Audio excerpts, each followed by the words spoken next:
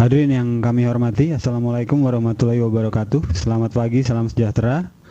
Pagi ini kita bersama akan mengikuti video konferensi dari modul gastroenterohepatologi yang pada pagi ini akan menampilkan dua pembicara. Pembicara kita yang pertama adalah Profesor Dr. Aziz Rani, spesialis penyakit dalam konsultan. Dan yang kedua nanti adalah Dr. Pramita Dwi Purwantoro, spesialis ilmu kesehatan anak konsultan. Topik yang akan diangkat hari ini adalah penyakit reflux gastroesofageal, dan hari ini kita terhubung dengan beberapa rekan kita di tempat lain. Ya, adalah di Universitas Kristen Indonesia Jakarta. Buat saya ini juga pertama kali saya terhubung dengan teman-teman di UKI. Selamat pagi di sana.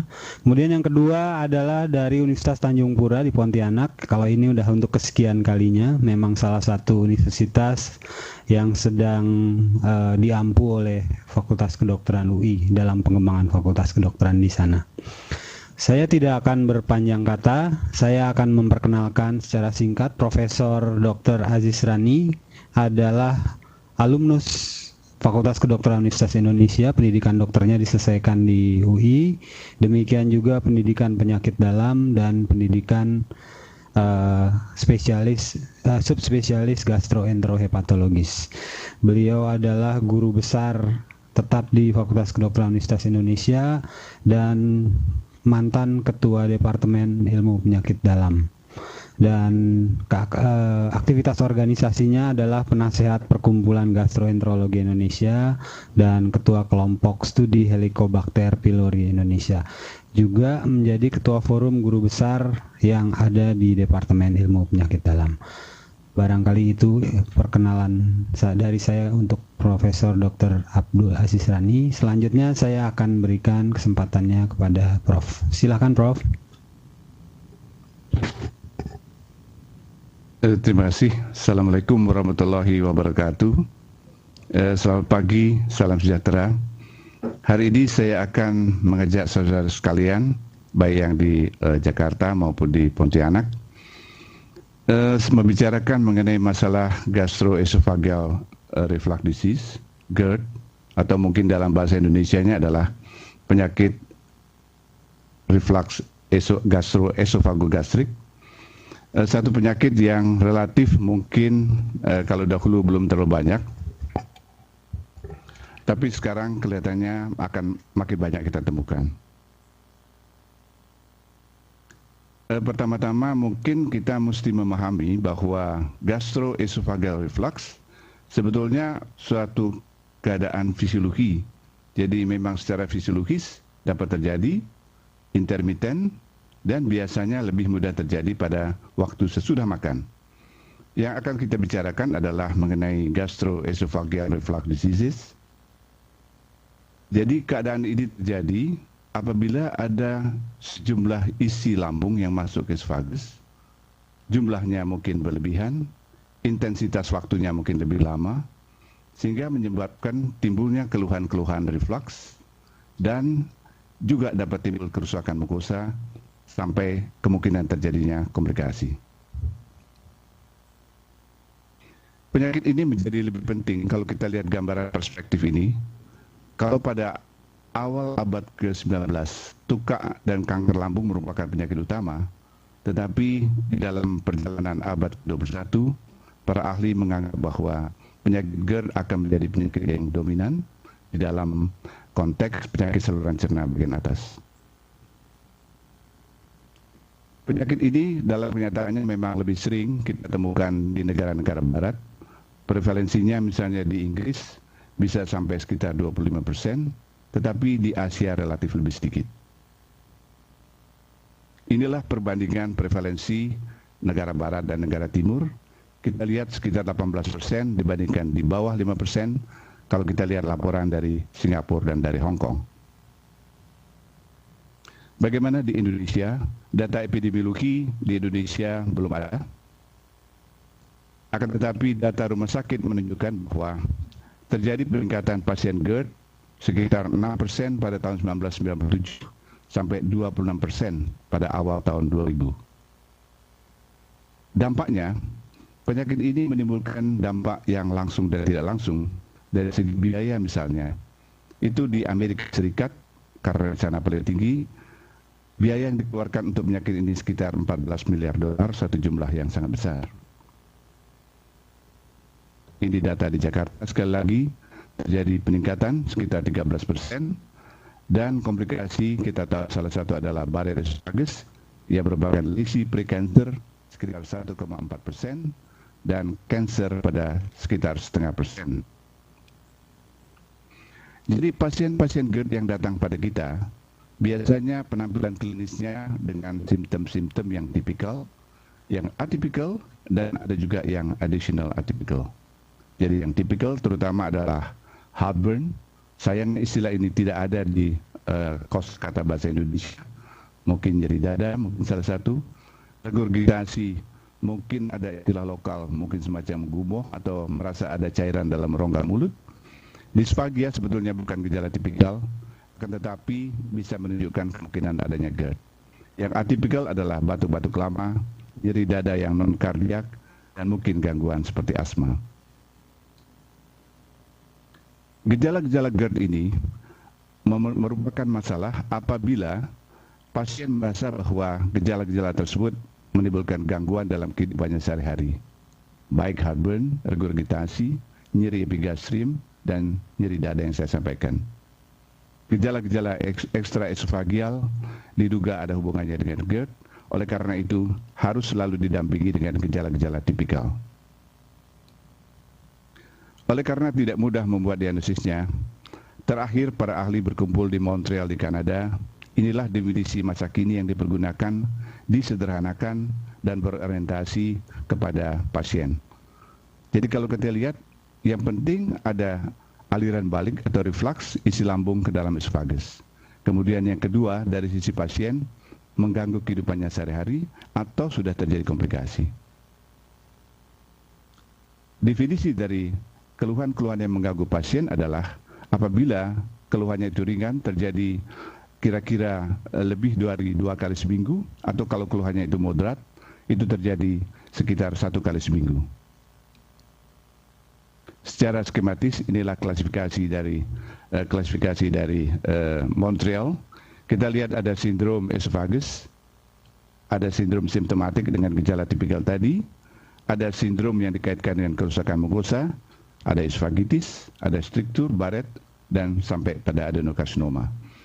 Yang ekstra esofagial yang sudah jelas ada hubungannya adalah batuk-batuk kronis, laryngitis reflux, asma, reflux asma sindrom, dan juga kelainan-kelainan pada gigi.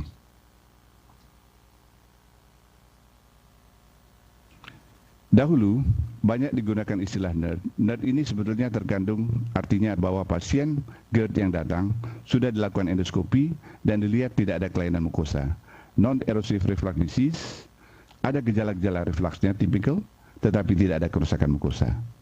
Yang perlu diketahui adalah pada kelompok pasien GERD, NERD merupakan bagian yang terbesar, sekitar 70-80%. Sebelum kita lanjutkan, barangkali saya ingin mengajak sedikit mengenai fisiologi dan anatomi, komponen-komponen yang berperan dalam terjadinya reflux atau mencegah terjadinya reflux, yaitu lower esophageal sphincter, kemudian gastroesophageal junction yang harus terletak di dalam rongga perut, sehingga diaphragmatic crura dapat membantu mencegah reflux, atau sebaliknya apabila terjadi hiatus hernia, memudahkan terjadinya reflux. Mekanisme clearance esophagus didukung secara mekanik, yaitu peristaltik, dan secara kimiawi, yaitu netralisasi oleh saliva, dan salah satu syarat yang penting juga adalah pengosongan lambung harus normal. Jadi di dalam perjalanannya, sebetulnya reflux mencakup masalah motilitas, ada relaksasi dari lower esophageal sphincter yang transient, tekanan lower esophageal sphincter yang menurun, dan gangguan pembersihan atau clearance esophagus. Dan termasuk juga tentu pengosongan lambung. Ada beberapa faktor risiko yang perlu diketahui. Obesitas, kalau indeks massa tubuhnya lebih dari 25, Ada juga yang mengatakan genetic factor terkait dengan fungsi dari otot polos yang menyebabkan hiatus hernia misalnya, dan faktor kebiasaan hidup seperti merokok. Misalnya merokok akan menurunkan tekanan lower esophageal sphincter. Kalau jogging juga akan meningkatkan jumlah daripada relaksasi. Jadi sekali lagi, pada dasarnya terjadi gangguan motilitas menyangkut lower esophageal sphincter, kemudian ada faktor risikonya, dan yang terakhir yang terpenting adalah faktor asam lambung, reflux asam yang merupakan penyebab kerusakan dan gejala-gejala. Secara skematis, yang saya sampaikan bisa dilihat pada gambar ini, mulai dari esophagus, sphincter, dan gangguan pengosongan lambung. Kita lihat, semuanya bekerja menyebabkan inkompetensi daripada fungsi lower esophageal sphincter. Akibatnya akan terjadi pemaparan mukosa squamosa esophagus oleh asam lambung, sehingga mengakibatkan ruangan di antara sel junctionnya menjadi lebih kendor. Kalau lebih lanjut lagi kita lihat, melebar, akhirnya terjadi rangsangan pada serabut-serabut saraf sampai kerusakan pada mukosa, bisa terjadi ulkus. Asam lambung memegang peranan penting. Kalau kita lihat pada gambar ini, pada gambar yang merah kita lihat, ini merupakan satu daerah di mana pemaparan persentase pH yang kurang dari 4 itu lebih dari 4%, maka hampir setiap hari akan terjadi keluhan. Pada orang normal, gambar yang kuning di bawah, kita lihat di sini, pada orang yang sehat, hasilnya rendah, mungkin di bawah 2%.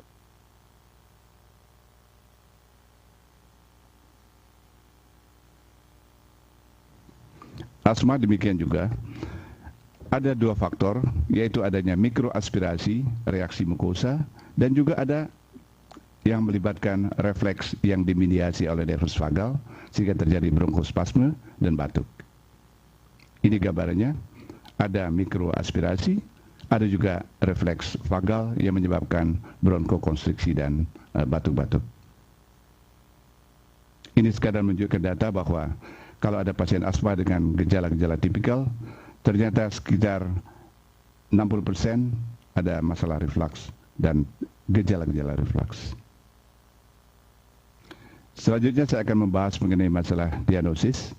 Pada dasarnya adalah pertama berdasarkan pada simptom, kemudian yang kedua bisa digunakan tes menggunakan obat-obat yang mensupresi asam lambung, terutama proton pump inhibitor. Kemudian yang ketiga, pemeriksaan-pemeriksaan yang menentukan apakah ada reflux, misalnya dengan pH monitoring. Dan yang keempat, yaitu dengan melakukan pemeriksaan yang objektif secara endoskopi, apakah ada kerusakan pada permukaan mukosa, dilanjutkan dengan pemeriksaan histopatologi, bahkan untuk NERD misalnya bisa dilihat kelainan dengan elektron mikroskop. Pertama mengenai diagnosis berdasarkan simptom. Simptom cukup sensitif untuk digunakan untuk membuat diagnosis, dan yang penting adalah simptom ini menurut pasien menimbulkan gangguan. Jadi merupakan suatu pendekatan yang berorientasi atau terpusat pada pasien.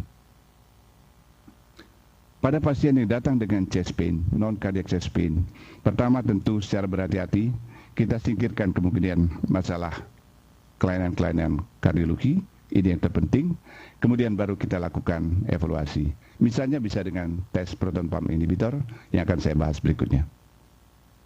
Gejala lainnya adalah gangguan tidur. Pasien juga bisa datang dengan batuk-batuk kronis atau serangan asma malam dengan gejala-gejala reflux. Dan di dalam praktek sehari-hari ada beberapa instrumen kuesioner yang bisa digunakan membantu menegakkan diagnosis berdasarkan simptom. Syarat-syaratnya tentu harus cukup akurat, artinya sensitif spesifik, dan bisa membantu untuk menetapkan pengobatan dan penilaian perbaikan daripada gejala. Di Indonesia, di Jakarta, kita sudah melakukan validasi GERD-Q dalam bahasa Indonesia yang ternyata cukup handal, bisa diandalkan, cukup bisa dipercaya juga, terdiri dari 4 pertanyaan mengenai simptom dan 2 pertanyaan mengenai dampaknya. Ini sangat mudah diisi oleh pasien di ruang praktek. Jadi kalau sudah dilakukan scoring, kalau skornya kurang dari 7 mungkin bukan GERD. Tapi kalau lebih dari 8, cukup akurat untuk menetapkan diagnosis GERD berdasarkan simptom. Jadi langsung bisa diobati. Inilah algoritmanya GERD-Q untuk symptom based diagnosis. Dilakukan pengkajian risiko. Kalau ada tanda-tanda alarm, misalnya mungkin ada muntah darah, penurunan berat badan, anemia, sebaiknya diendoskopi. Kalau tidak, dilanjutkan dengan terapi empirik. Dan apabila ada kegagalan pengobatan, diendoskopi. Pada kelompok ini akan kita lihat bahwa yang non-erosif itu sekitar 60%, merupakan jumlah terbesar.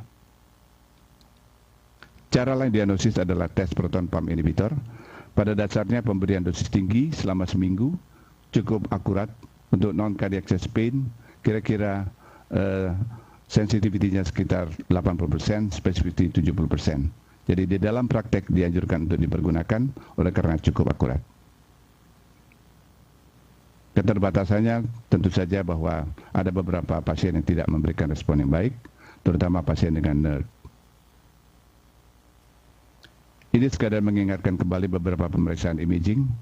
Esofagogram mungkin masih bisa dipergunakan, walaupun makin lama makin sedikit dipergunakan, tapi dapat mendeteksi misalnya ada hiatus hernia, salah satu faktor yang penting terjadinya reflux, atau komplikasi seperti struktur atau kanker. Pemeriksaan yang dianggap paling akurat adalah endoskopi, esophagogastroduodenoskopi. Kita bisa mendeteksi kelainan-kelainan mukosa dan komplikasi, sehingga esophagogastroduodenoskopi merupakan gold standard untuk erosive esophagitis. Ada beberapa klasifikasi. Saya akan membahas mengenai klasifikasi Los Angeles yang sudah ditetapkan oleh para ahli sebagai klasifikasi yang lebih akurat dan reproducible. Jadi ada 4 kira-kira. Ada 4 gradasi berdasarkan lesi mukosa. Grade A itu cuman kerusakan mukosanya tidak lebih dari 5 mm. Yang grade B lebih dari 5 meter tetapi tidak melewati lipatan mukosa. Grade C itu sudah melewati tapi kurang dari 75% lumen, sedangkan grade D sudah lebih luas lagi. Ini contoh yang grade D. Kita lihat sudah cukup besar kerusakan yang terjadi pada lumen esophagus oleh karena reflux, klasifikasi Los Angeles D. Diagnosis yang lain adalah manometri. Pada dasarnya dalam praktek jarang dipergunakan, lebih banyak dipergunakan untuk persiapan untuk operasi. Kemudian yang cukup sering, tadinya dianggap merupakan gold standard adalah pH metri selama 24 jam.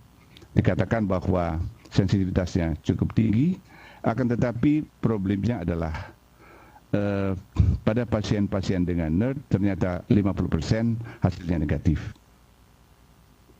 Sebaliknya untuk pasien-pasien dengan kelainan mukosa esophagitis tidak perlu dilakukan monitoring ambulatory 24 jam untuk monitoring pH esophagus.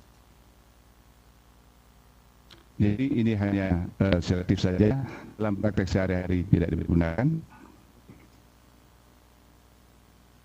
Contohnya misalnya pada non-erosive plaque disease, kita lihat bahwa hasilnya 50% yang positif. Oleh karena itu, tidak ada korelasi yang cukup baik dengan gejala-gejala, terutama pada non-erosive.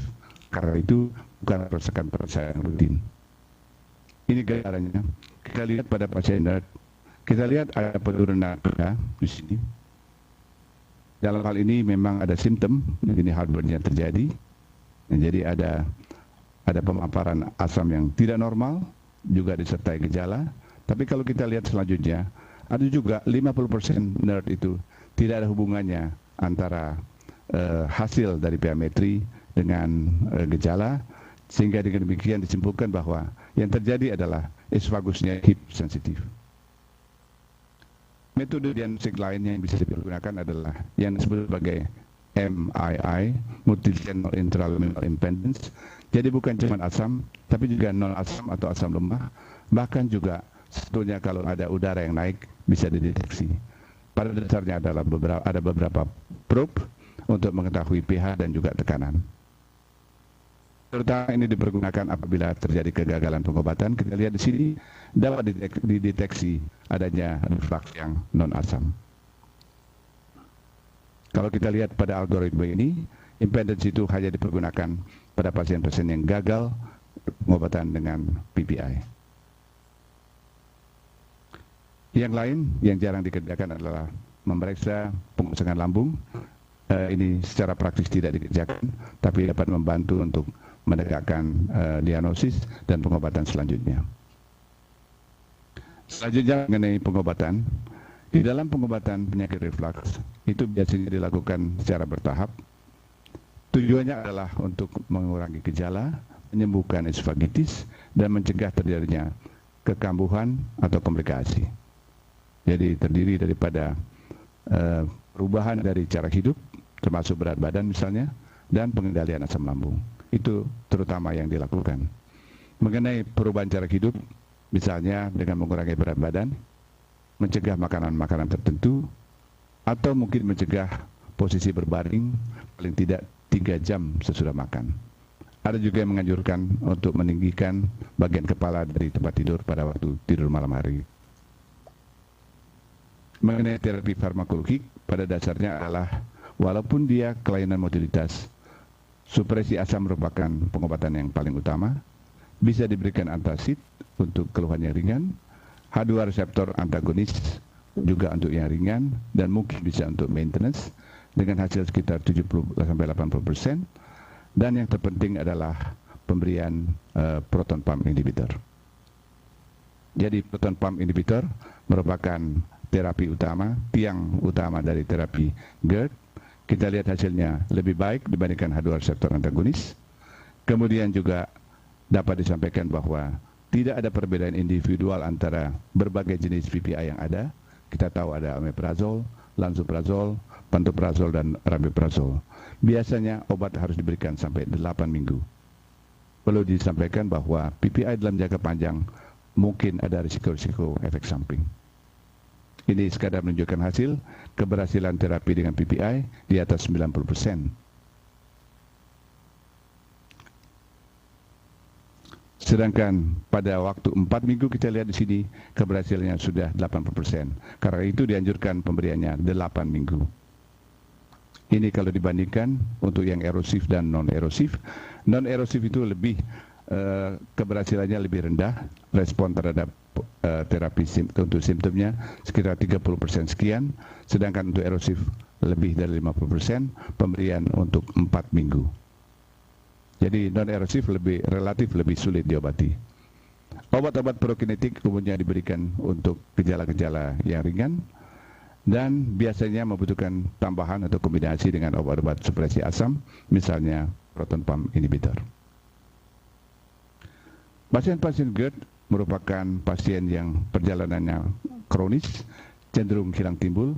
Oleh karena itu ada polusi untuk pengobatan jangka panjang, mungkin bisa diberikan kontinu, tetapi yang dianjurkan hanya untuk pasien dengan esofagitis yang berat, misalnya LE kelas D tadi, atau bisa diberikan untuk pasien-pasien dengan NERD on demand, artinya diberikan sesuai dengan kebutuhan untuk mengurangi pemakaian obat dalam jangka panjang.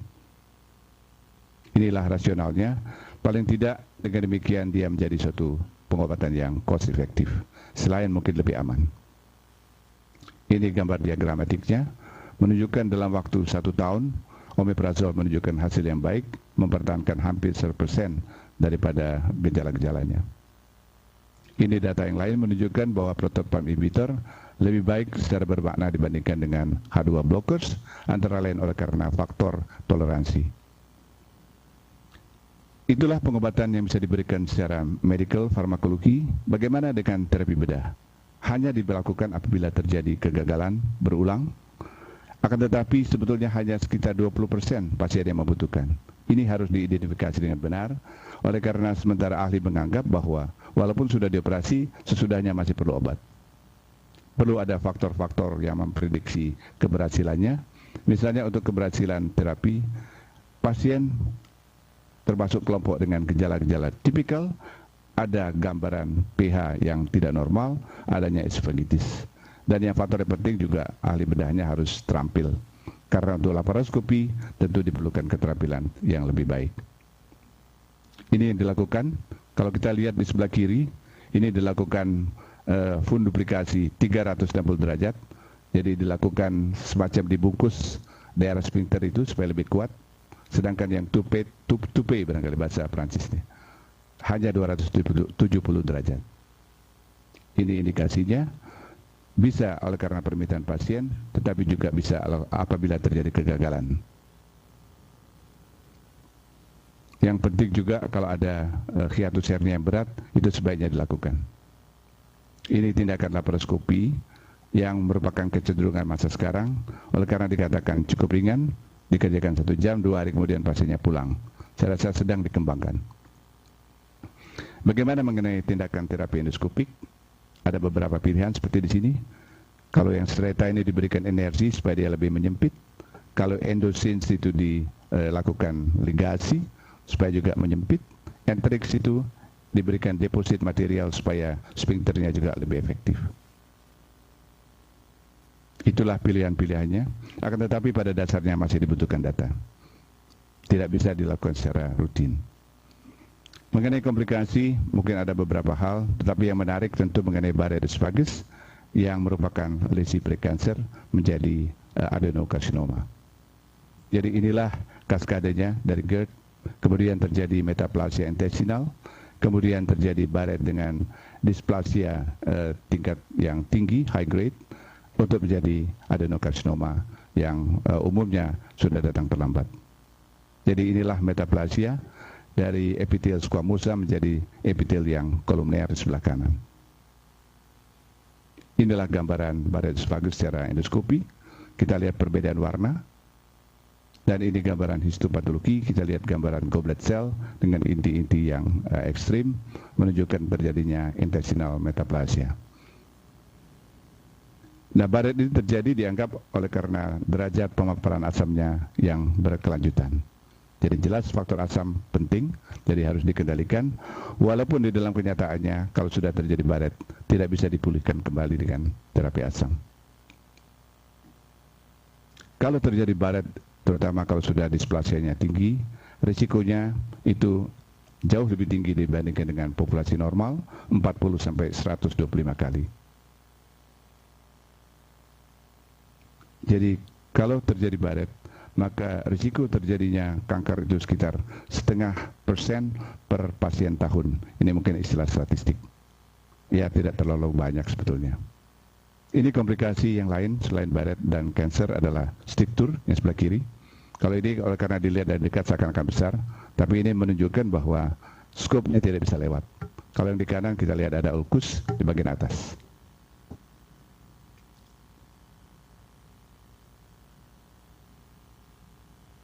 Saudara sekalian, jadi pada dasarnya penyakit GERD walaupun kronik dan berjangka panjang, tapi perjalanannya kalau dia sudah ditetapkan sebagai non-erosif, umumnya tidak berubah menjadi yang erosif. Yang erosif kalau diobati dengan baik, prognosisnya umumnya cukup bagus, cuman masalahnya harus ditetapkan kebijakan polisi untuk terapi jangka panjang. Dan untuk sekelompok pasien, kalau memang ada indikasi untuk operasi, sebaiknya sudah dideteksi sejak awal dan diobati dengan tepat pada waktu yang tepat juga untuk mencegah terjadinya komplikasi dan gangguan kualitas hidup dalam jangka panjang untuk pasien. Saya rasa itu saja yang bisa saya sampaikan. Terima kasih. Mudah-mudahan bermanfaat. Assalamualaikum warahmatullahi wabarakatuh. Terima kasih Prof. Aziz. Kita sudah dengarkan tadi apa yang disampaikan oleh Prof. Aziz. Saya ingin mengingatkan dulu teman-teman yang berada di UKI, di Untan, atau yang di ruang anatomi. Barangkali pertanyaan untuk Prof. Aziz dicatat dulu, karena sesi diskusi baru akan kita lakukan setelah pembicara kita yang kedua. Dan saya akan berikan waktu sejenak barangkali untuk pembicara kedua kita, Dr. Pramita, untuk mempersiapkan presentasinya. Dr. Pramita juga akan membahas tentang penyakit reflux gastroesofageal tapi pada anak sesuai dengan keahlian beliau. Dr. Pramita adalah alumnus Fakultas Kedokteran Universitas Indonesia, menyelesaikan pendidikan spesialis ilmu kesehatan anak juga di FKUI dan mendapat pendidikan tambahan untuk bidang gastroenterologi di Royal Children's Hospital di Brisbane, Australia, dan kemudian juga di University Hospital Kyushu di Fukuoka, Jepang. Dr. Pramita menyelesaikan pendidikan doktornya di FKUI dengan melewati bagian-bagian dari pendidikannya juga di Université Joseph Fourier di Prancis. Mudah-mudahan nggak salah baca saya. Beliau adalah sekretaris eksekutif dari Twin Tower yang sekarang sedang kita siapkan dan sehari-hari bertugas sebagai staf pengajar di Divisi Gastroenterohepatologi Departemen Ilmu Kesehatan Anak. Kalau Dokter Pramita sudah siap, saya akan segera persilahkan. Sudah siap, Dok? Baik, silahkan. Assalamualaikum warahmatullahi wabarakatuh. Salam sejahtera untuk kita semua. Pagi ini saya berkesempatan untuk sharing dengan para hadirin, mahasiswa, kemungkinan juga para konsulen yang ada, pendamping mahasiswa, guru-guru, mengenai masalah penyakit reflux gastroesofagial pada anak. Kita tadi sama-sama sudah mendengar mengenai informasi kuliah yang diberikan oleh Prof. Aziz begitu lengkapnya. Ada beberapa hal seperti terminologi, kemudian pembagian-pembagian seperti Anda tadi lihat ada pembagian menurut Montreal, kemudian klasifikasi pembagian kelainan ketika endoskopi menurut Los Angeles. Kami juga di anak kelainan-kelainan tersebut memakai hal tersebut. Jadi memang sejak tahun 1921 ketika nyeri perut berulang pada anak mulai dipublikasi menjadi sorotan. Kemudian tahun 1986 Apley membuat suatu definisi untuk nyeri perut. Kemudian sejak tahun 2000 kemudian pediatrik gastrohepatonutrisi anak bergabung dengan dewasa untuk menetapkan definisi-definisi batasan sakit perut maupun GERD pada anak dan dewasa menjadi kriteria RUM 2 dan 3, maka beberapa yang tadi telah disampaikan oleh Prof. Aziz banyak dipakai juga di anak yang tidak akan saya ulang di sini. Namun kita semua tahu bahwa yang disebut anak itu adalah bukan makhluk kecil, bukan makhluk dewasa yang diperkecil, bukan, tetapi dia adalah makhluk tersendiri yang memiliki fase-fase tumbuh dan kembang. Ya. Dan sama dengan dewasa, anak juga mengalami gastroesophageal reflux yang merupakan fenomena normal sebenarnya. Ya, tadi sudah disampaikan oleh Prof. Agus dengan baik bahwa reflux gastroesophageal itu merupakan suatu alir balik kandungan isi lambung ke osofagus atau orofaring yang bisa atau tanpa disertai muntah. Ya, jadi kalau saya sering mengasumsikannya kalau kita gelegean, nah, makan duren berasa duren, ya, seperti itu juga terjadi pada bayi dan anak. Ya, jadi memang hal ini bisa terjadi merupakan sesuatu hal yang normal sebenarnya untuk kejadian sehari-hari. Prof. Aziz sudah menerangkan kejadian GER pada orang normal maupun pada yang punya tipikal atau gejala tipikal. Ya, dan pada umumnya pada individu yang sehat, pada anak yang sehat, GER ini terjadi kira-kira kurang dari 3 menit dan biasanya terjadi setelah makan. Bisa memberikan simptom atau gejala yang bisa mempengaruhi kualitas hidup, bisa juga tidak. Kualitas hidup pada anak ataupun bayi beda dengan dewasa dalam artian pengaruhnya kepada status nutrisi sangat-sangat bermakna. Ya, kita sering melihat bayi atau anak dengan gagal tumbuh, dia pendek. Kalau kita lihat ada wasting, ya. Nah, yang perlu kita sekarang ketahui manakah yang masih disebut normal, manakah yang sudah tidak abnormal. Itu yang penting kita sebagai klinisi mengetahui batasan-batasannya. Kalau kita lihat, ibu-ibu sering bilang anak saya gumoh, dok, sering gumoh. Apakah itu sesuatu hal yang abnormal atau tidak? Spitting up, regurgitation, ya. Jadi sesuatu yang terjadi tanpa adanya paksaan, ya. Dan biasanya bayi-bayi yang kurang dari usia 3 bulan dia sering sekali gumoh, ya, karena semua organ tubuhnya belum matang, ya, posisinya belum matang. Lower esophageal sphincternya juga belum terlalu baik untuk mencegah reflux dari lambung. Dan biasanya regurgitasi ini dengan bertambahnya usia pada bayi, ketika usianya 1-2 tahun biasanya sudah hilang. Jadi kita lihat bahwa makin besar dia, di atas 6 bulan, keluhan gumohnya akan sangat berkurang dan menghilang pada usia rata-rata ulang tahun pertama atau ada beberapa yang setelah ulang tahun kedua. Bedanya dengan muntah adalah kalau muntah itu ada sesuatu yang terpaksa, jadi ada retching dulu biasanya. Ya, tekanan intraabdominalnya meningkat, kemudian dia akan muntah mengeluarkan isi kandungan di lambungnya. Dan satu lagi, ada yang namanya ruminasi. Ruminasi itu ada ketika bayi sudah atau anak sudah menelan makanannya, kemudian makanan itu kembali dan ada gerakan-gerakan mulut, biasanya gerakan menelan. Ya, jadi hal-hal ini yang nanti ketika anamnesis pada orang tua yang harus kita bedakan, apakah anak ini semata-mata regurgitasi atau dia ruminasi atau dia memang muntah, ya. Itu yang penting, yang nanti akan kita jawab bahwa oh, anak ibu memang normal, nanti akan berkurang dengan sendirinya, atau oh ya, anak ibu memang perlu pengawasan khusus untuk pemeriksaan lebih lanjut, ya. Nah, penyakit gastroesophageal reflux atau GERD itu biasanya terjadi akibat gejala GERD ini, dia persisten ada dan biasanya menetap, tidak menghilang ketika usianya 1 atau 2 tahun. Ya. Dan dia memberikan dampak-dampak yang nanti akan mempengaruhi tumbuh kembang anak tersebut.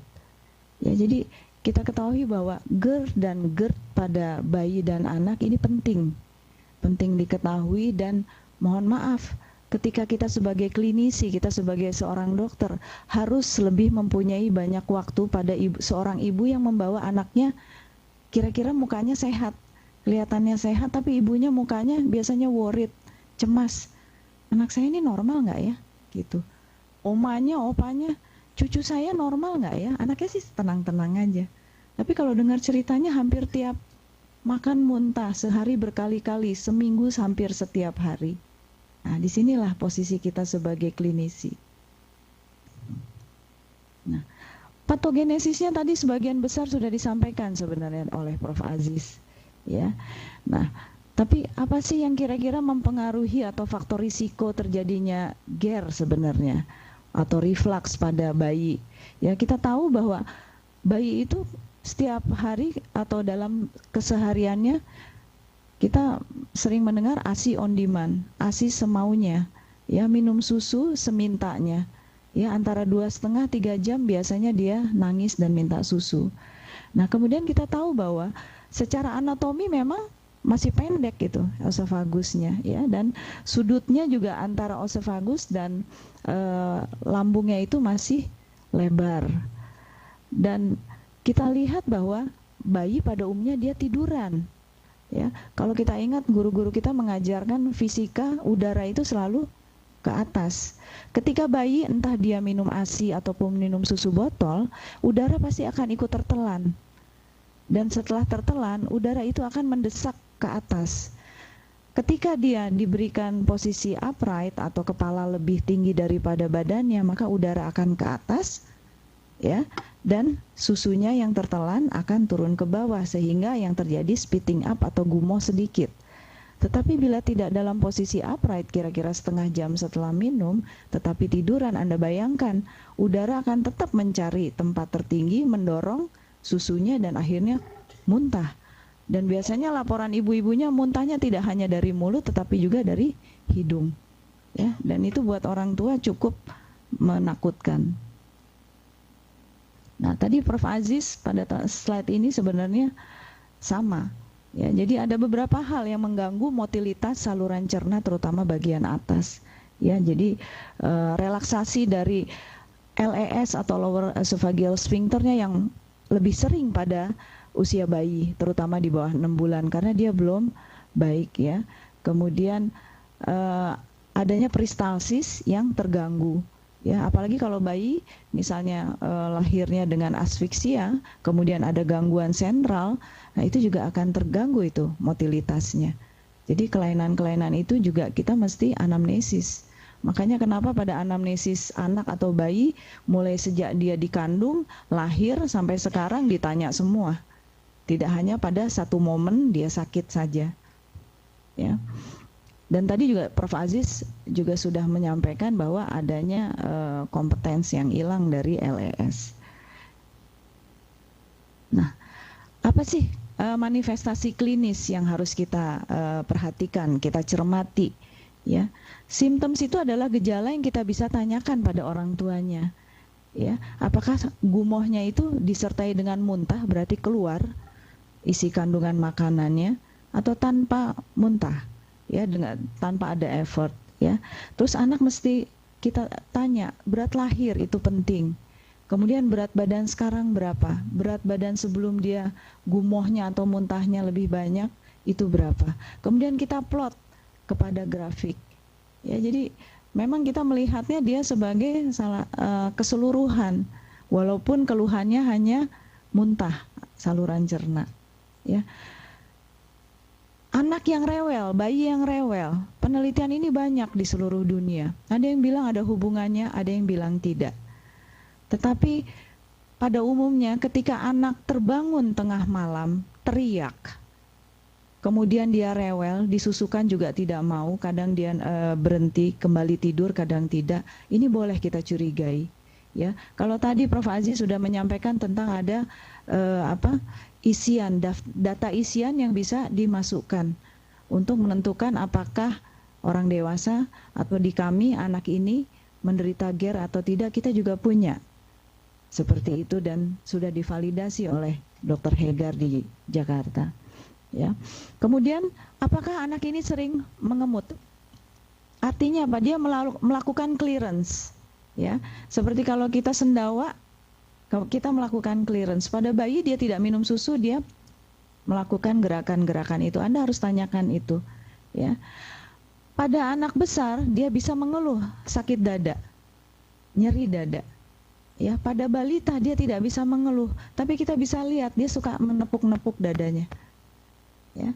Pada anak besar, dia bisa bilang, ketika sedang tidur malam tiba-tiba rasanya sesek, nyeri, terbangun. Seperti itu ya, tapi biasanya pada adolesen, jadi usia mulai 10 tahun ke atas ya. Ya, pada bayi biasanya dia hematemesis, walaupun pada anak besar juga bisa ya. Dan ada kesulitan menelan kalau kita curiga bahwa itu akibat struktur, ada komplikasi yang lebih lanjut, atau juga ada kelainan yang disebut eosinophilic esophagitis. Jadi ada eosinofil yang berlebihan di esofagus, karena kita tahu esofagus itu sebenarnya eosinofilnya 0 dia. Ya, jadi saya punya pasien yang kalau dia habis makan dia harus pegang ibunya terus dia untuk menelan. Dia menelan bakso susah sekali. Jadi dia harus dikunyah dengan membutuhkan waktu lama baru dia telan. Ya, jadi proses makan yang buat kita nikmat, buat dia tidak nikmat. Ya, seperti itu. Nah, tadi juga sudah disebutkan ada gejala-gejala ekstra osofagus seperti wheezing, ya. Kenapa setiap batuk kok lama sembuh atau BKB? Kemudian suaranya, anak saya kok suaranya serak ya dok ya? Teriaknya sama teman-temannya gitu. Ya anak balita mana yang nggak ada teriak semua kan, gitu. Tapi kok dia serak suaranya, ya. Kemudian batuk, ya. Oke, kalau dia ada obesitas sebagai salah satu faktor risiko, itu biasanya terbatuk waktu malam itu sampai terbangun, ya. Oke. Nah, tanda-tandanya yang harus kita lihat, ya. Tentunya esofagitis akan kita bisa lihat kalau kita lakukan endoskopi, ya, struktur. Tadi juga sudah disebutkan bare esofagus. Walaupun pada anak sangat jarang, tapi kita punya beberapa kasus di bawah 5 tahun. Ya, karena beratnya Ya, kemudian ada inflamasi. Tadi Prof. Aziz Rani sudah memberikan dengan baiknya, indahnya bagaimana ada reflux yang masuk ke dalam saluran nafas. Ya, biasanya itu kalau saya sedang endoskopi saya perlihatkan bahwa aritenoid itu akan udem dia. Normalnya tulangnya pipih karena dia membentuk tulang-tulang rawan yang menyusun tenggorokan. Ya, itu akan udem. Ya, itu biasanya sejalan. Ada juga otitis media akut. Dan itu penelitian menunjukkan bahwa di atas 90% otitis media akut yang sering terjadi pada anak BKB kemungkinan besar karena esophageal reflux. Karena ketika diperiksa pepsinnya ada di di telinga. Ya, itu salah satu buktinya. Kemudian kita melihat juga kalau anemi, ya, anak-anak giginya biasanya suka nggak rata tuh kalau dia GERD, bergerigi, ya itu bisa karena seringnya GERD kemudian merusak enamel. Dan anak biasanya juga feeding refusal, dia tolak, dia melakukan gerakan Sandifer ketika disuapi, ya itu bisa Anda tanyakan, ya. Dan untuk bayi-bayi kecil biasanya dia apnu. Ya, prematuritas ada apnunya, tapi pada bayi yang refluksnya patologis, apnunya lebih sering. Ya, itu yang kita sebut apparent life-threatening events, ya. Oke. Dan yang penting kita cari atau kita cermati apakah ada tanda-tanda alarm. Alarm artinya tanda-tanda yang mungkin dasarnya adalah kelainan organik. Ya, seperti muntah hijau, tadi disebutkan hematemesis atau hematosesia.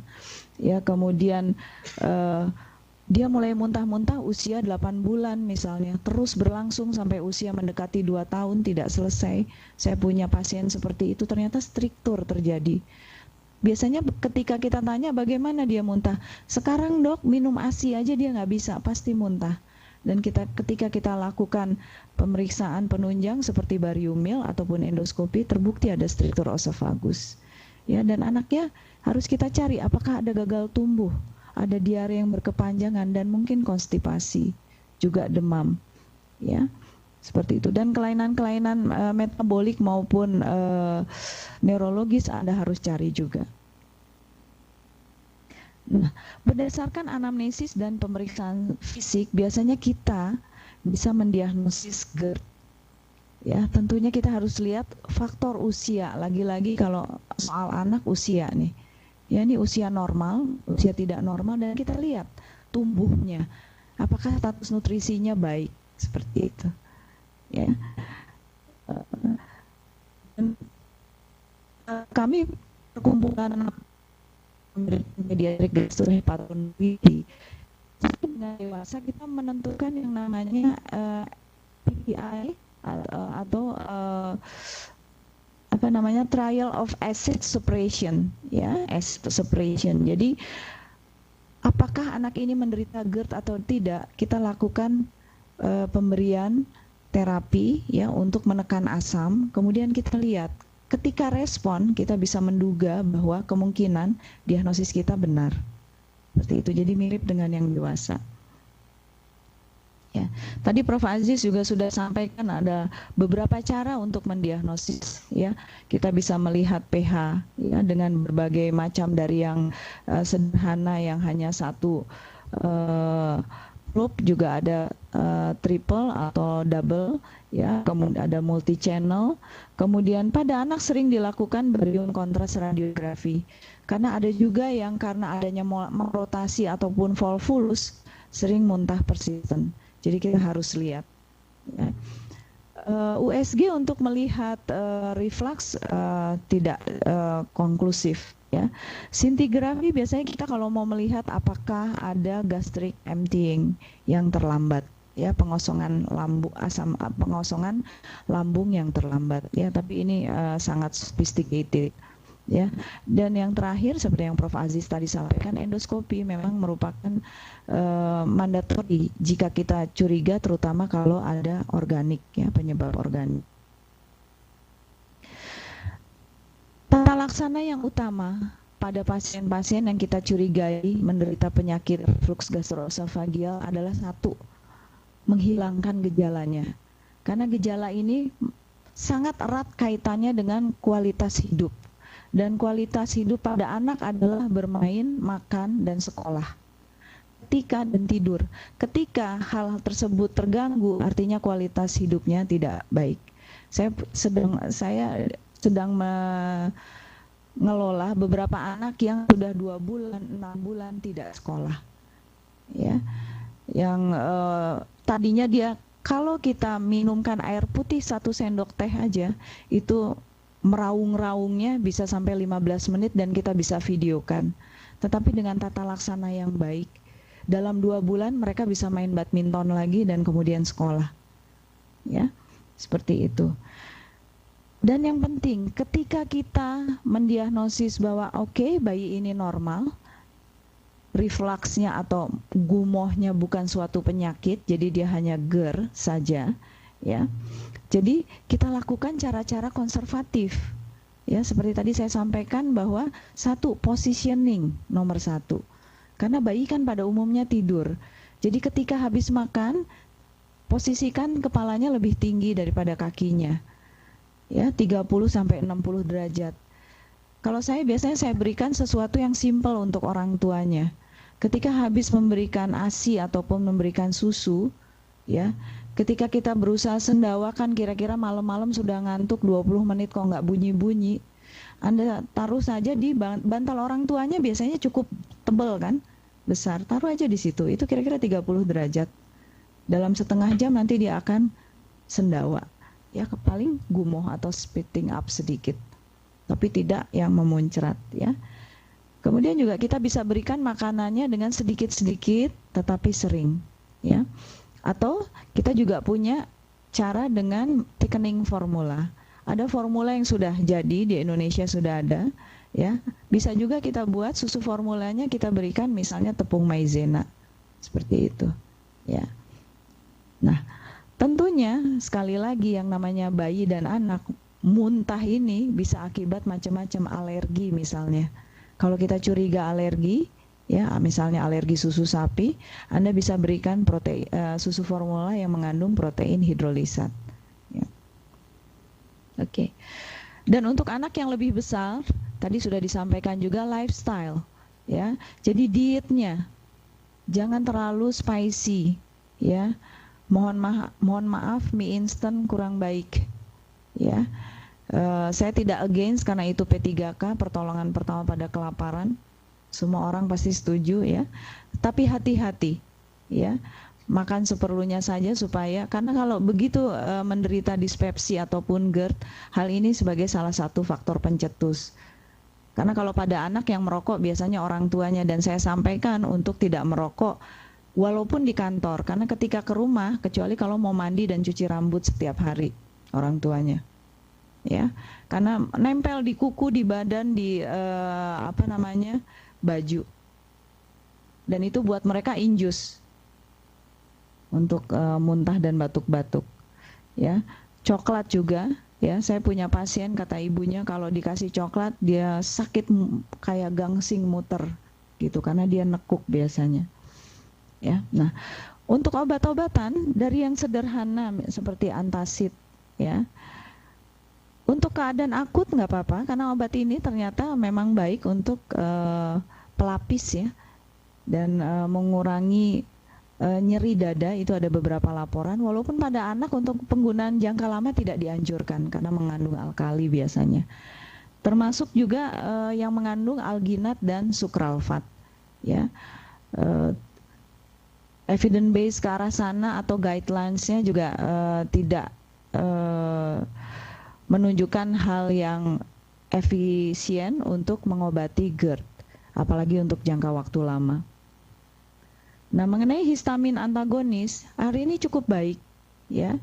Dia bisa memperbaiki keluhan-keluhan pada gejala yang ringan sampai sedang.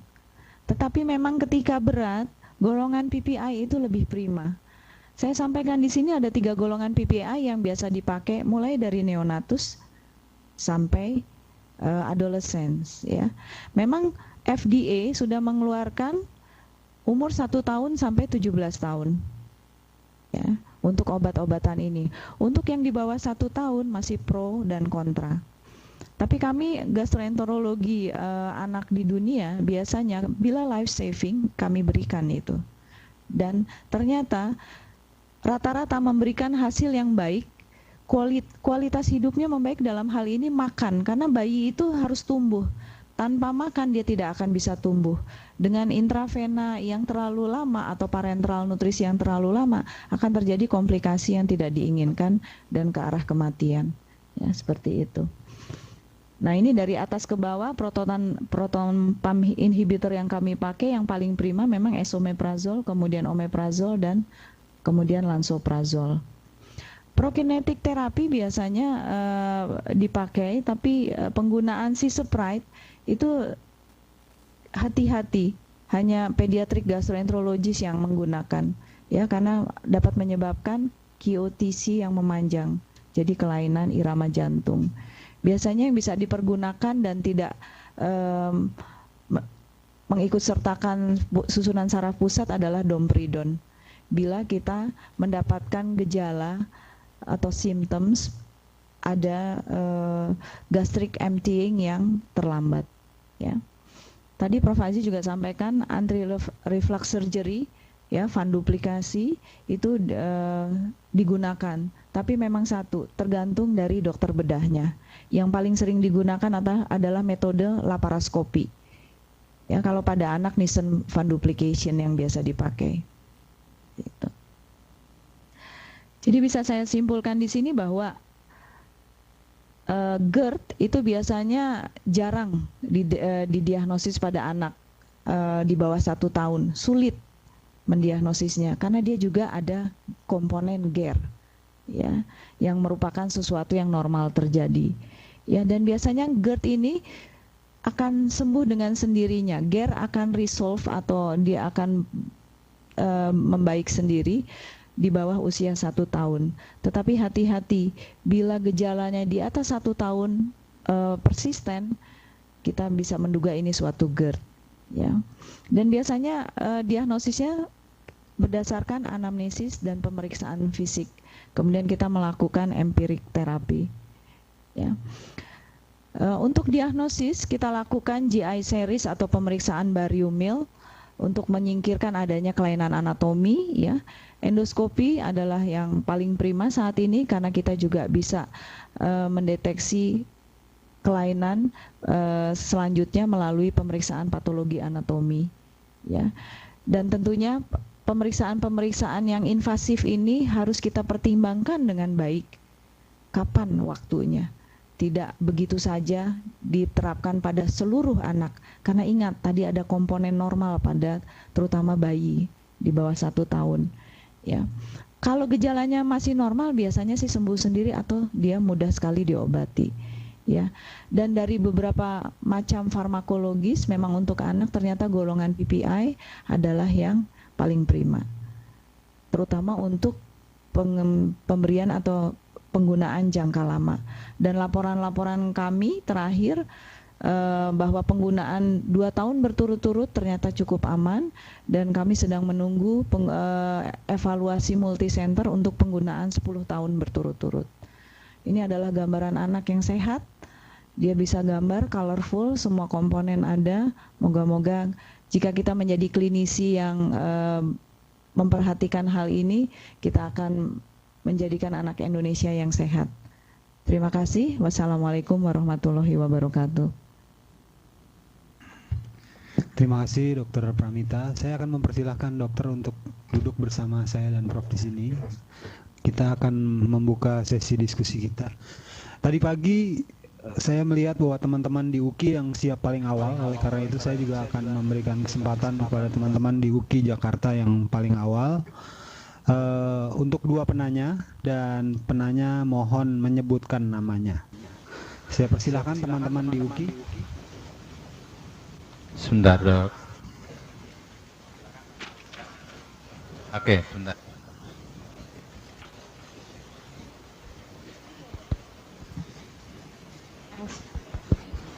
Terima kasih untuk kesempatan yang boleh diberikan kepada kami koas dari Fakultas Kedokteran UKI. Nama saya Andriani Simamora. Saya koas dari bagian interna. Saya ingin bertanya,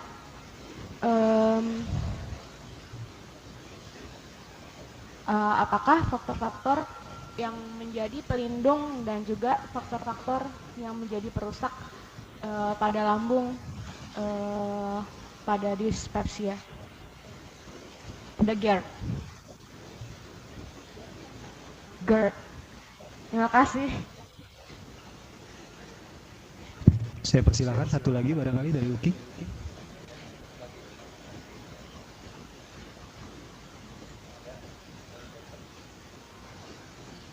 Ada satu lagi? Sepertinya sudah cukup, Dok. Baik, saya lanjut dulu ke teman-teman di Untan. Saya persilahkan teman-teman dari Untan, 2 penanya.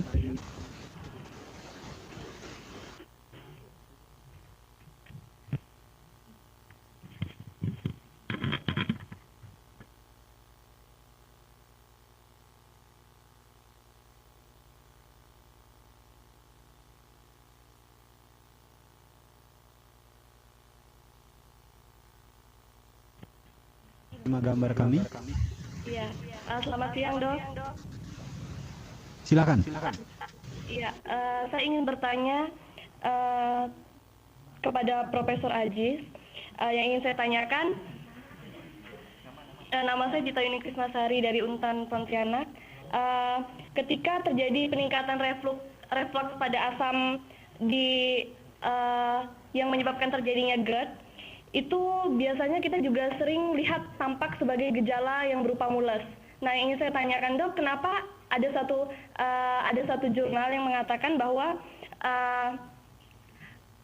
tidak seluruh GERD itu menimbulkan manifestasi berupa mules. Artinya ketika terjadi peningkatan reflux asam, itu hanya beberapa yang dimanifestasikan sebagai mules. Padahal kita tahu ketika terjadi peningkatan reflux asam, itu ada kemungkinan terjadi kerusakan pada daerah esofagus yang lumayan besar, seperti itu. Kemudian yang kedua, yang ingin saya tanyakan, bagaimana mekanisme hiatus hernia itu bisa menyebabkan GERD? Apakah kita tinjau dari studi motilitas atau seperti apa? Terima kasih. Terima kasih. Saya lanjut. Untan mau satu lagi atau masih ada satu lagi atau cukup? Satu lagi? Ya, silakan. Assalamualaikum warahmatullahi wabarakatuh. Selamat siang dan salam sejahtera. Nama saya Dovi Febriadi dari Universitas Tanjung Pura Pontianak. Yang ingin saya tanyakan kepada Profesor Ajis, tadi kan komplikasi dari GERD itu sendiri adalah adenokarsinoma. Itu patofisiologinya seperti apa? Apakah akibat HCl dan pepsin yang direflukskan kembali dari lambung, ataukah ada apakah ada senyawa-senyawa lain yang bersifat karsinogen? Kemudian yang kedua yang ingin saya tanyakan, apakah peranan bakteri pada saluran sistem gastrointestinal itu, contohnya Helicobacter pylori itu, apakah dia itu bersifat menguntungkan atau merugikan? Karena kan dari aktivitasnya itu tersendiri itu kan menghasilkan enzim urease yang menguraikan urea menjadi karbon dioksida dan amonia. Amonia itu sendiri kan bersifat basa. Dengan kita ketahui bahwa GERD itu kan merupakan salah satu akibat dari asam lambung yang tinggi, seperti itu. Terima kasih. Baik, terima kasih. Saya berpindah ke ruang anatomi. Saya persilakan 2 penanya dari ruang anatomi.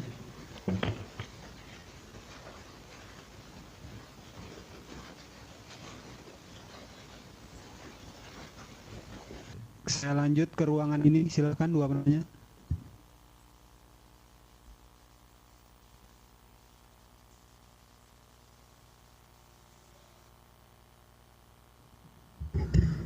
Nama saya Andrian Stebakti dari AFKW tingkat 2.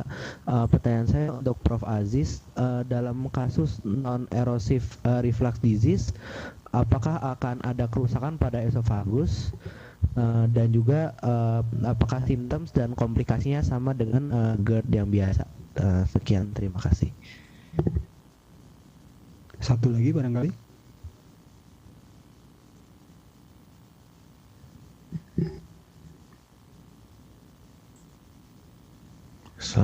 siang dok, nama saya Hans dari FKW tingkat 2. Saya ingin bertanya untuk Dokter Pramita, apabila pada anak di bawah 1 tahun terjadi GERD, kan tidak begitu bisa dibedakan dengan GERD.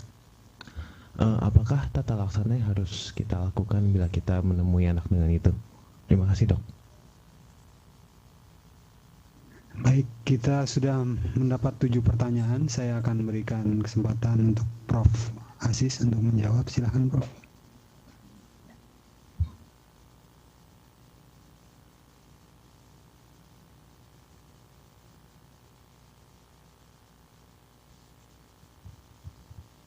Terima kasih. Mungkin mudah-mudahan saya bisa jawab dengan jelas. Yang pertama dari UGI mengenai faktor pelindung dan perusak, kita tahu bahwa faktor perusak yang paling penting tentu faktor agresif asam lambung kombinasi dengan pepsin.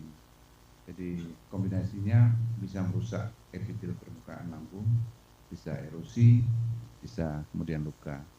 Kalau untuk esofagus demikian juga, mulai dari kerusakan yang ringan sampai bisa juga kerusakan menimbulkan luka.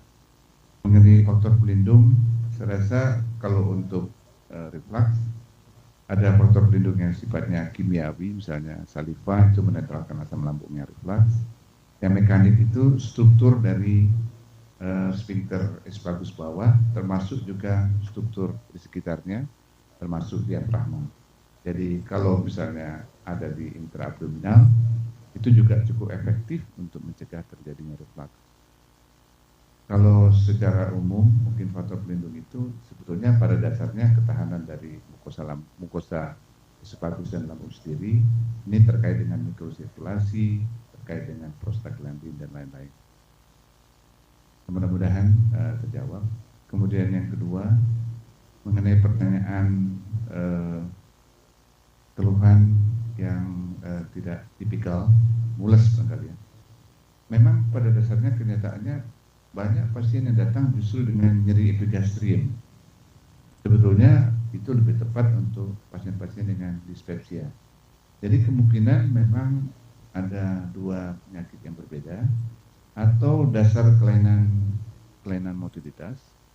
Yang satu menyebabkan relaksasi daripada sphincter, yang satu kelainannya sebetulnya di lambung kemungkinan. Jadi mungkin terjadi banyak gas, reaksi, seakan-akan mulus. Jadi memang tumpang tindihnya cukup banyak. Sedangkan mengenai mekanisme hiatus hernia, kita mengetahui hiatus hernia itu berarti sebetulnya junctionnya itu esophagogastric junctionnya ketarik ke intratorakal. Itu secara mekanis memudahkan terjadinya reflux oleh karena sphincternya menjadi tidak berfungsi. Kalau dia berat, nah di situ harus dilakukan operasi. Mengenai adenokarsinoma, memang untuk adenokarsinoma esophagus, faktor asam lambung, jadi pemaparan asam lambung dalam jangka panjang, memang akan menyebabkan perubahan-perubahan pada sel epitel.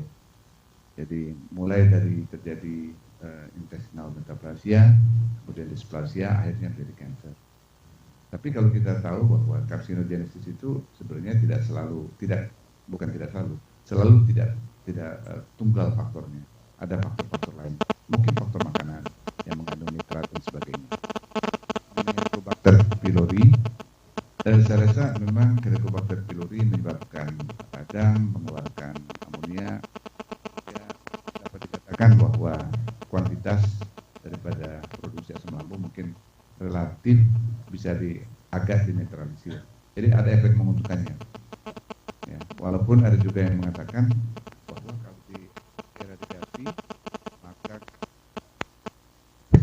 kalau dieradikasi maka kemungkinan refluksnya akan menjadi lebih besar. Tapi pada dasarnya para ahli menganggap bahwa kalau memang ada infeksi, eradikasi saja karena risiko kanker tentu lebih serius. Terus kemudian dari FKUI mengenai NERD, kalau NERD gejalanya simptomnya persis sama dengan yang erosif, persis sama, tapi tidak ada kerusakan mukosa. Cuma studi-studi dengan pemeriksaan lebih teliti, elektron mikroskop misalnya, ternyata ada juga kerusakan yang ringan, tetapi sudah bisa menyebabkan rangsangan pada saraf-saraf di mukosa esophagus sehingga timbul gejala yang sama. Jadi oleh karena itu penata laksanaannya sama, ditambah dengan faktor hipersensitivitas. Karena itu responsnya terhadap pengobatan itu lebih sulit dibandingkan yang esofagitis. Mungkin itu kira-kira. Mudah-mudahan sudah bisa menjawab. Terima kasih.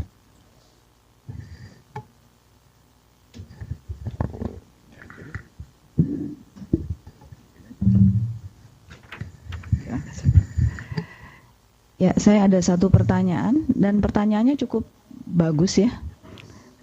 Kalau mendiagnosis GERD tidak mudah pada bayi di bawah usia 1 tahun, ya. Terus bagaimana mendeteksinya? Karena perlu ditata laksana. Ya, memang itu kata kuncinya hari ini kita di sini. Ya, mungkin saya akan memberikan tips and trick sebagai klinisi. Pertama, ketika ibu itu membawa bayi, tentunya kita sebagai klinisi modul emergency yang dipakai. Ini ada alarm simptom nggak? Itu bisa kelihatan dari tingkahnya anak ketika digendong oleh ibunya. Apakah dia begitu penakut, cranky, nangis, atau dia happy-happy aja dia di pangku. Terus kita bisa lihat status nutrisinya baik, atau kita lihat nih status nutrisinya ada yang salah nih. Anaknya kok wasting gitu, kecil atau kurus, ya. Kemudian nanti kita sambil menanyakan muntahnya misalnya sudah berapa lama. Kemudian kita lihat juga, kita mintakan buku KMS-nya, ya, pemantauan tumbuh kembangnya. Ya, kalau kita bisa plot atau ibu itu mengetahui berat lahirnya, kita sangat beruntung. Kita plot aja apakah berat badan sekarang dia ini mengikuti potensi tumbuhnya atau dia sudah mulai menyimpang dari growth chart-nya, ya. Kalau dia sudah menyimpang, artinya ini ada alarm simptom. Kalau ada alarm simptom, berarti muntahnya yang saat ini kemungkinan dia suatu GERD. Karena biasanya penyebabnya bukan sesuatu yang fungsional, tetapi sesuatu yang organik. Jadi tadi ada tabel, itu sebenarnya panduan, ya. Nah, biasanya bayi itu kan aroma mulutnya juga masih harum. Ya, sampai anak usia 10 tahun kalau dia tidur mulutnya terbuka, kita hirup masih harum sebenarnya kalau dia tidak sedang pilek. Bayi apalagi. Kita bisa tanyakan ibunya, apakah ada aroma yang tidak enak atau aroma asam biasanya. Asam itu karena ada reflux dari susunya yang dimuntahkan. Kalau dia sudah tumbuh gigi, kita bisa lihat apakah giginya, permukaannya ada erupsi atau tidak.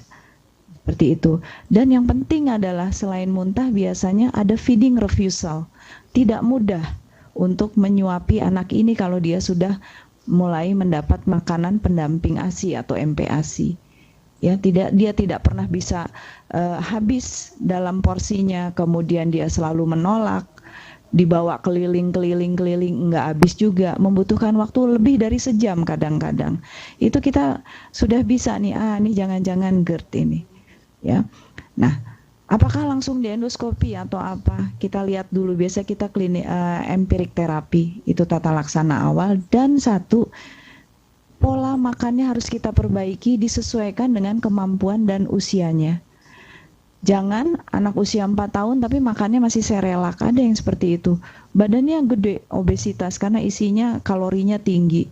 Tetapi dia tidak bisa menikmati hidup dan kemampuan mengunyahnya juga tidak pandai.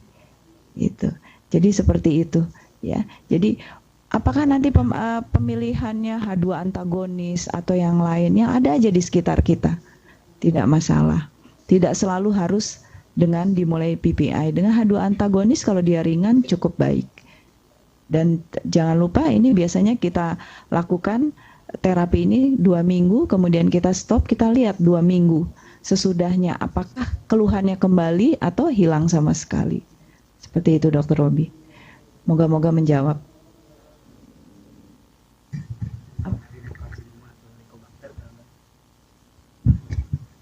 Ya, untuk adenokarsinoma sangat jarang di anak. Kita paling banyak polip, tapi untuk ke arah sana surveillance kita di Indonesia saya dapatkan ada satu laporan dari rumah sakit swasta di luar. Jadi usia 8 tahun, kemungkinan besar adenokarsinoma, tapi ini sangat jarang. Dan ketika ditrace ternyata di keluarga itu ada familial. Ya, jadi sangat jarang. Kemudian satu lagi, Helicobacter pylori tadi yang disebutkan Prof. Aziz sama kita, dia anut. Ya, jadi pada prinsipnya kita sama. Cuman di anak itu ada faktor tumbuh kembang aja. Gitu, makasih.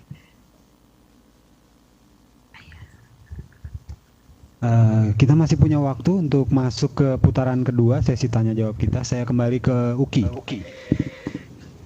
Teman-teman di Uki silahkan. Oke. Terima kasih. Saya ingin bertanya kepada Dr. Pramita mengenai tata laksana pada anak, Dok. Yang ingin saya tanyakan ini dari manajemennya itu disebutkan ada H2RS, PPI, dan prokinetik. Dari ketiga rangkaian manajemen ini, Dok, biasanya berapa lama kita untuk lakukan terapinya? Dan dari ketiga ini, apakah tiga-tiganya juga diberikan? Selanjutnya untuk pertanyaan kedua mengenai diagnosis daripada GERD pada anak ini juga, Dok. Di sini tadi disebutkan ada batuk, juga kemungkinan ada stridor. Pertanyaan saya ini menyangkut dengan batuk dan stridornya, apakah sebelumnya GERD pada anak ini didahului dengan muntah dulu, kemudian baru timbul batuk ataupun serak, Dok? Terima kasih. Baik, satu lagi berarti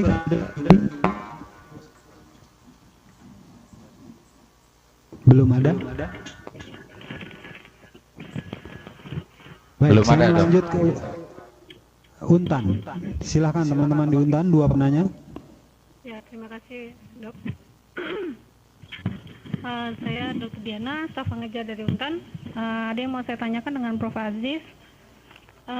Pada terapi jangka panjang dengan PPI, apakah dosis yang diberikan itu tetap atau ada penurunannya?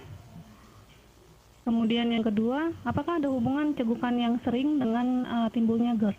Terima kasih. Terima kasih. Dari Untan boleh satu lagi kalau cukup. Sebentar, Dok, ada yang mau nanya. Silakan. Terima kasih. Nama saya Sandi Tambunan dari FK Untan. Saya mau nanya ke Dr. Aziz, apa mekanisme yang paling sering pada orang dewasa mengalami GERD ini?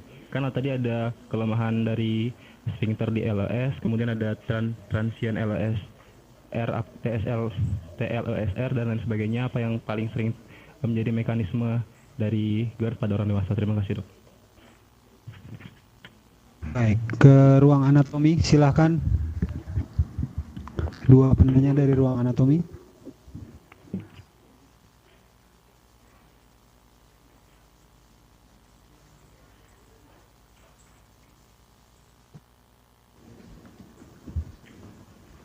Ruang anatomi belum ada penanya lagi? Belum ada, Dok.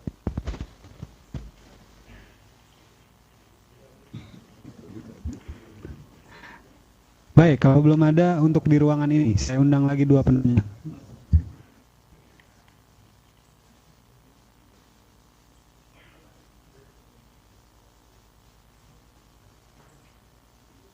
Ya, selamat pagi.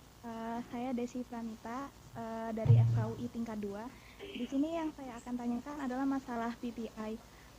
Dari slide-nya tadi dapat dilihat bahwa penggunaan PPI itu adalah 8 minggu. Nah, sementara dari buku yang saya baca, katanya penggunaan PPI dalam jangka waktu yang lama itu bisa menyebabkan penurunan sekresi asam lambung, dan kita ketahui sendiri kalau asam lambung itu adalah salah satu faktor defensifnya. Nah, sebenarnya jangka waktu lama yang dimaksud di sini tuh seberapa lama, Prof? Dan apakah ini sebenarnya tidak berbahaya jika menggunakan PPI jika dibandingkan mungkin dengan menggunakan H2 reseptor antagonis? Terima kasih.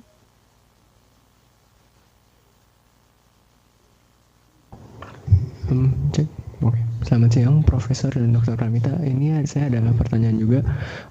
Kalau untuk pada kasus, nama saya Vika dari FKW tingkat 2, ada pertanyaan seperti ini, Prof dan Dokter.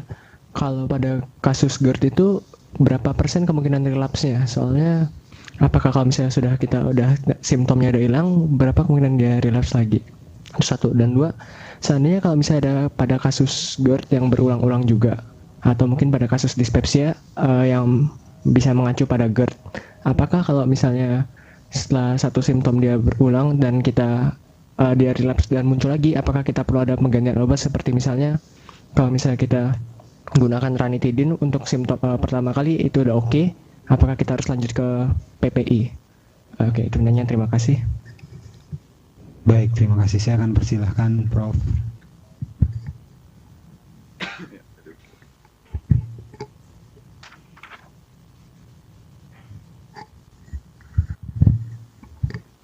Terima kasih. Tadi ada pertanyaan yang baik. Penggunaan H2 antagonis, PPI dan prokinetik. Gimana sih penggunaannya? Berapa lama? Apa ketiga-tiganya digabungkan? Ya. Jadi seperti saya sampaikan bahwa guidelines yang ada di dunia saat ini adalah penggunaannya kita mulai dari yang sederhana dulu. Biasanya kalau keluhannya ringan sampai sedang, H2 antagonis dengan penggunaan 2 minggu, kemudian kita stop, kita evaluasi selama 2 minggu. Kalau dia membaik, artinya keluhannya tidak kembali lagi, kita sebutkan kemungkinan kelainannya adalah fungsional. Ya. Jadi tidak perlu dilakukan lebih lanjut. Kalau misalnya setelah diberikan H2 antagonis ataupun pilihan kita pada PPI selama 2 minggu, ternyata keluhannya berulang kembali, itu kualitas hidupnya terganggu, dia tidak sekolah kalau anak, dia tidak bermain, dia di kamar saja nggak mau keluar, makan pagi berantem sama ibunya, pelotot-pelototan. Nah itu kita harus lanjutkan dengan pemeriksaan-pemeriksaan yang tadi saya sampaikan, ya. Kemudian kapan kita menggunakan prokinetik? Jadi bila kita curiga ada pengosongan lambung yang terlambat. Jadi biasanya keluhannya adalah begah, cepat penuh, ya. Kemudian nggak enak perutnya, jadi tidak nyaman. Jadi bukan nyeri tetapi tidak nyaman. Kita bisa berikan prokinetik karena dia untuk membantu meningkatkan peristaltik atau gastric emptying, seperti itu.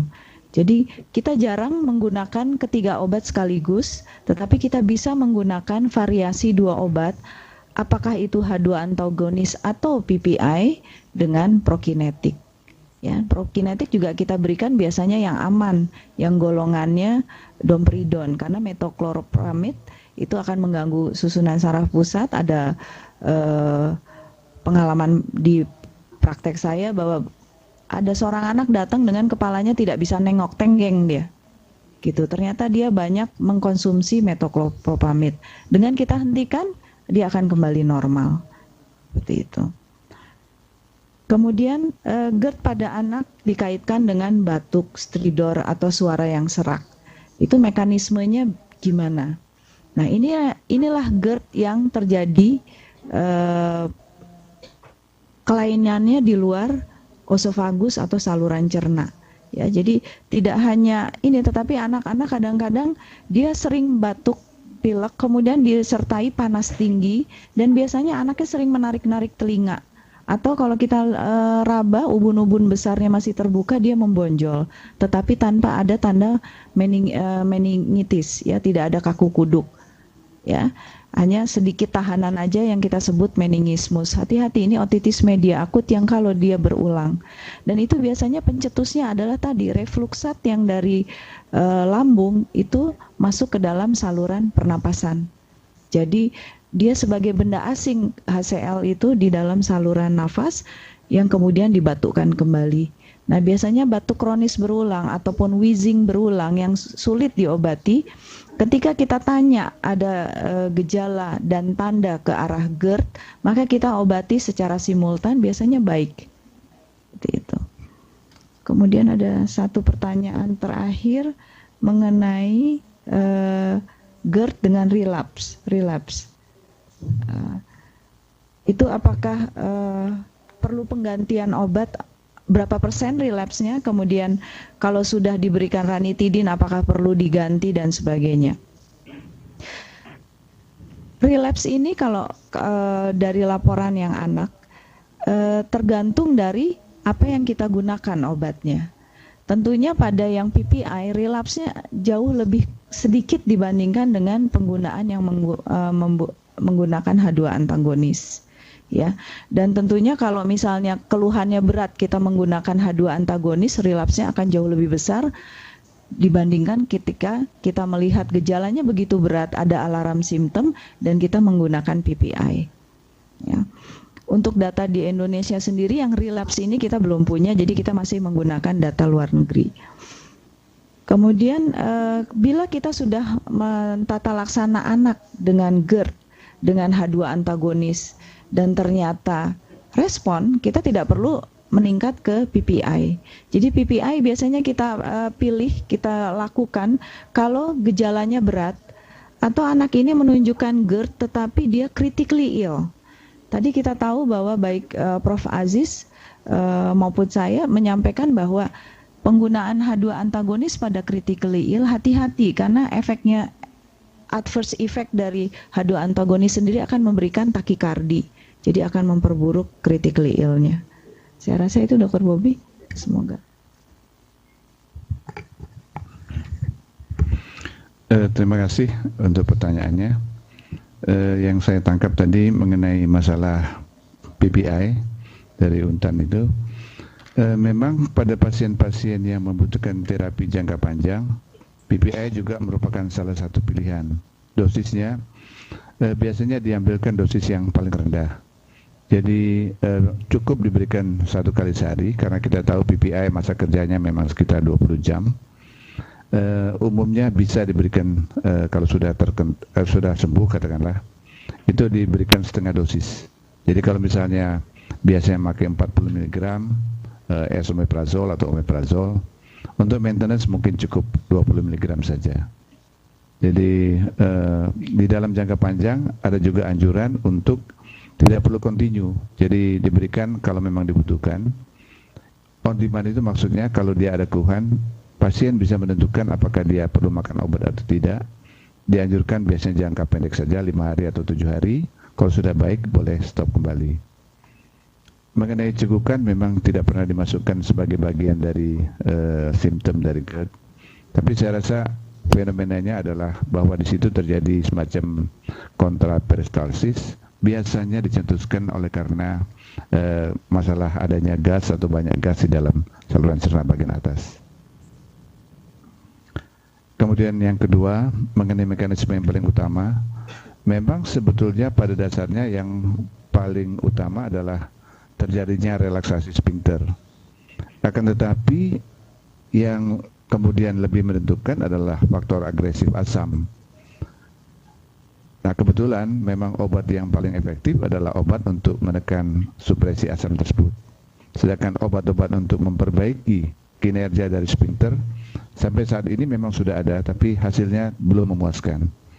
Jadi pada dasarnya pilihan pertama tetap obat-obat untuk supresi asam, khususnya proton pump inhibitor. Nah, ini mungkin terkait dengan pertanyaan berikutnya mengenai lamanya pemberian PPI. 8 minggu diberikan sebetulnya berdasarkan hasil penelitian klinis. Jadi ada evidence-nya bahwa yang paling efektif itu untuk simptom maupun penyembuhan itu 8 minggu. Karena itu yang kita pakai di dalam ininya, di dalam skema terapinya. Pertanyaan yang lainnya adalah mengenai jangka lamanya juga. Kita memang harus selalu waspada bahwa tidak ada obat yang sebetulnya tanpa kemungkinan efek samping. Ya, contohnya misalnya proton pump inhibitor bekerja pada pompa proton. Pompa proton ternyata bukan hanya ada di dalam sel parietal di lambung, tapi ada juga di ginjal, ada juga di sel-sel tulang. Jadi pada pasien-pasien dengan risiko tambahan dalam jangka panjang harus kita amati kemungkinan seperti itu. Tapi secara evidence-nya dianggap obat kelompok proton pump inhibitor untuk jangka panjang pun cukup aman. Kemudian mengenai relapse, mungkin juga akan sedikit mengulas sedikit. Ya, pada dasarnya penyakit GERD ini kan penyakit yang sifatnya memang kronis, cenderung berulang, oleh karena faktornya ada faktor-faktor risiko, ada faktor-faktor pencetus, termasuk faktor-faktor kebiasaan hidup dan sebagainya, sehingga dibuatlah kebijakan bagaimana menanganinya jangka panjang tanpa perlu makan obat secara kontinu, tapi sesuai dengan kebutuhan atau on demand tersebut. Mengenai H2 reseptor antagonis, sebetulnya ada masalah yang lain, yaitu masalah toleransi atau takifilaksis.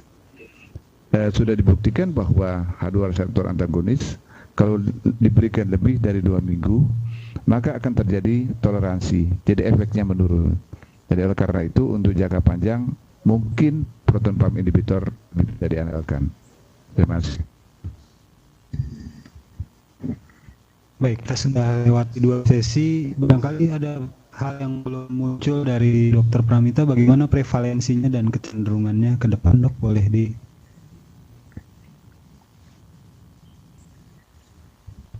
Terima kasih Dr. Bobby. Memang dengan awareness dari para klinisi, maka diagnosis GERD dan GERD itu makin lama makin banyak ditemukan karena awareness dari kita, dan tentunya sejalan dengan itu tata laksananya juga makin baik. Dan satu lagi mungkin yang perlu saya sampaikan di sini adalah mengenai dosis. Bedanya anak dengan dewasa, masalah kematangan organ juga. Jadi kalau kita lihat tadi di saya disampaikan misalnya dosis dari omeprazol itu antara 0,7 sampai 3,3. Kita tahu bahwa kemasan omeprazol itu 10 dengan 20. Nah, kapan kita pakai dosis 0,7, kapan kita pakai dosis yang lebih tinggi? Jadi makin muda usianya, biasanya kita pakai dosis yang lebih tinggi. Dan kita pakai bulat. Misalnya ada bayi beratnya 5 kilo. Maka yang kita pakai adalah dosisnya 2 mg. Jadi kita berikan 10 mg sekali sehari. Karena dia long acting. Tetapi kalau misalnya anak berat 10 kilo, kita berikan juga 10 mg. Kita pakai yang 1 mg.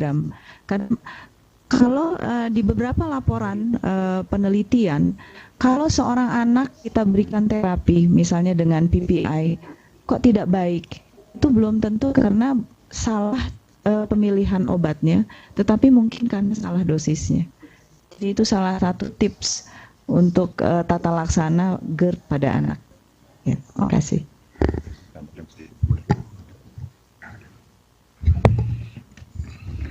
Saya juga ingin menyampaikan satu hal yang menurut saya penting. GERD ini kan penyakit yang akan bertambah sering kita temukan. Yang menjadi masalah adalah sering-sering tidak sempat dibuat diagnosisnya, sehingga pengobatannya mungkin underdosis atau terlalu pendek, sehingga tidak menyelesaikan masalah pasien. Oleh karena itu penting kita di dalam praktek sehari-hari membuat diagnosis berdasarkan simptom. Jadi berdasarkan simptom itu cukup akurat. Kalau sudah ditegakkan diagnosisnya walaupun berdasarkan simptom, berarti kita harus konsekuen di dalam skema pengobatannya, dosisnya, lamanya, supaya kita bisa segera menyembuhkan gejalanya. Dan kalau seandainya cenderung berulang, mungkin tadi itu perlu ditetapkan apakah dia memerlukan pengobatan jangka panjang atau tidak. Masih. Terima kasih banyak. Saya ucapkan kepada Prof. Aziz Rani, Dr. Pramita. Kita sudah melewati 2 sesi tanya jawab dan tadi didahului oleh presentasi yang sangat menginspirasi kita semua. Waktu buat acara kita sudah mendekati akhir. Saya ingin ucapkan terima kasih kepada teman-teman di UKI Jakarta dengan harapan kita bisa ketemu di konferensi video berikutnya. Demikian juga untuk teman-teman di Untan dan yang ada di ruang anatomi dan di ruangan ini seluruhnya. Saya ucapkan terima kasih atas perhatiannya. Saya tidak akan menyimpulkan apapun mengenai penyakit reflux gastroesophageal, sudah disampaikan secara mendalam oleh kedua pembicara kita. Yang pasti barangkali kita bisa harapkan bahwa dalam 5-10 tahun ke depan saat pendengar acara ini menjadi dokter dan dokter spesialis, mereka akan lebih sering dan lebih sering lagi ketemu dengan penyakit reflux gastroesophageal ini. Sekali lagi saya ucapkan terima kasih kepada dua pembicara kita dan saya tutup acara ini. Wabillahi taufiq wal hidayah. Wassalamualaikum warahmatullahi wabarakatuh.